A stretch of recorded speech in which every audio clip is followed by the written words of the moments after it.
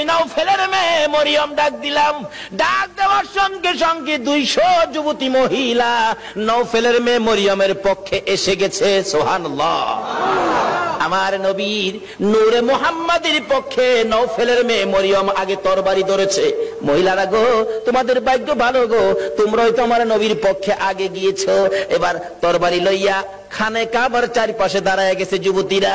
আব্দুল মুত্তালিবের পাশে যাইয়া তরবারি উড়াইছে নওফেলের মেয়ে মরিয়ম।